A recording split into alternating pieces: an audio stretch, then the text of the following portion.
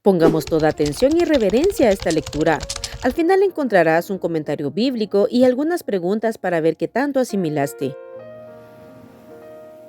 Segunda de Tesalonicenses 1. Salutación.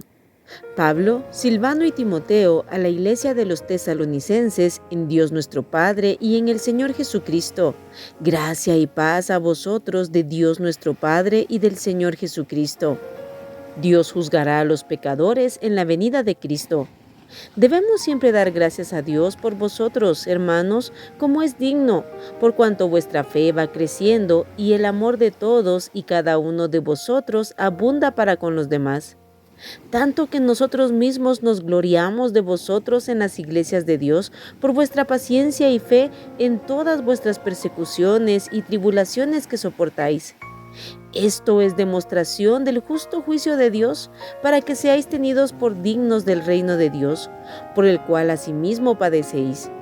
Porque es justo delante de Dios pagar con tribulación a los que os atribulan, y a vosotros que sois atribulados, daros reposo con nosotros cuando se manifieste el Señor Jesús desde el cielo con los ángeles de su poder, en llama de fuego, para dar retribución a los que no conocieron a Dios ni obedecen al Evangelio de nuestro Señor Jesucristo, los cuales sufrirán pena de eterna perdición, excluidos de la presencia del Señor y de la gloria de su poder, cuando vengan aquel día para ser glorificado en sus santos y ser admirado en todos los que creyeron, por cuanto nuestro testimonio ha sido creído entre vosotros. Por lo cual, asimismo, oramos siempre por vosotros, para que nuestro Dios os tenga por dignos de su llamamiento y cumpla todo propósito de bondad y toda obra de fe con su poder, para que el nombre de nuestro Señor Jesucristo sea glorificado en vosotros y vosotros en Él, por la gracia de nuestro Dios y del Señor Jesucristo.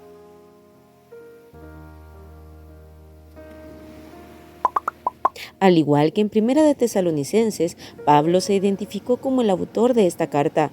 Por ejemplo, en el capítulo 3:17 dice: la salutación es de mi propia mano, de Pablo, que es el signo en toda carta mía, así escribo.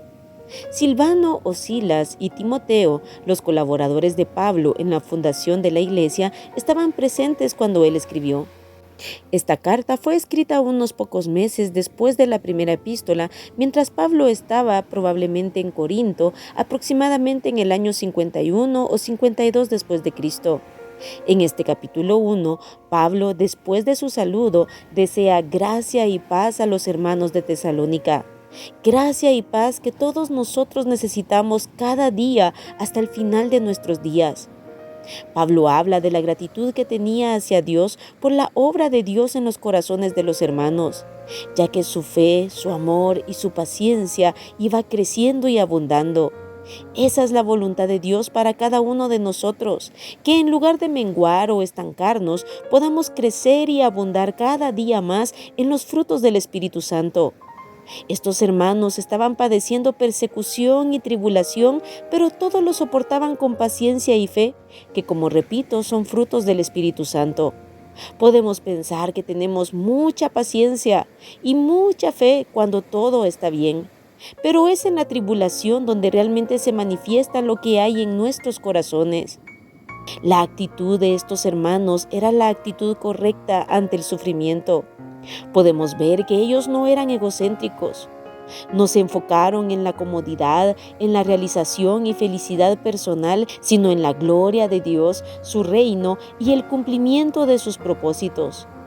Esa actitud era demostración del justo juicio de Dios, ya que Dios consideraba a los tesalonicenses dignos de su gracia y del reino por el que estaban sufriendo. Así como el justo juicio de Dios sirve para perfeccionar a los creyentes, su otra función es retribuir o dar el pago justo a los impíos, en el tiempo determinado por Él, aquí y en la eternidad.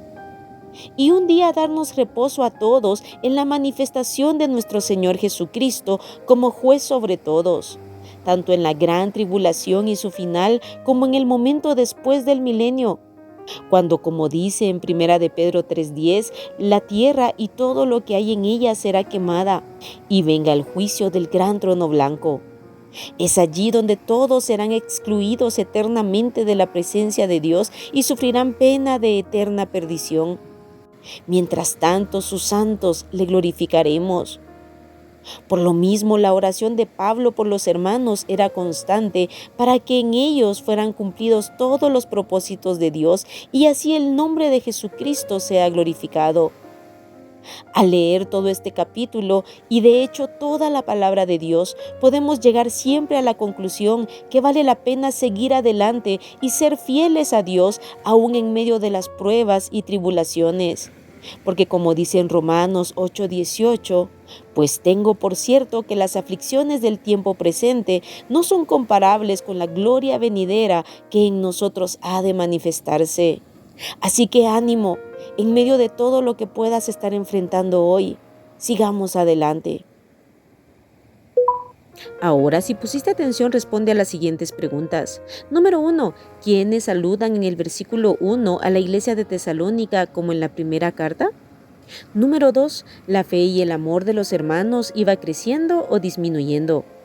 Número 3. ¿Qué había en los hermanos de Tesalónica en medio de las persecuciones y tribulaciones que soportaban? Número 4. ¿Los hermanos padecían por el reino de Dios o por su egocentrismo? Número 5. Mientras el mundo recibe el castigo de Dios, ¿nosotros estaremos en reposo con nuestro Salvador? Número 6. ¿Quiénes serán los que sufrirán pena de eterna perdición y serán excluidos de la presencia de Dios? Número 7. ¿En aquel día Jesucristo será glorificado y admirado por sus santos? Y número 8. ¿Cuál era la oración continua de Pablo y sus colaboradores por la iglesia de Tesalónica? Aquí terminamos el capítulo 1 de Segunda de Tesalonicenses. Apartemos todos los días tiempo para orar y meditar la palabra de Dios para ponerla en práctica. Que Dios te bendiga.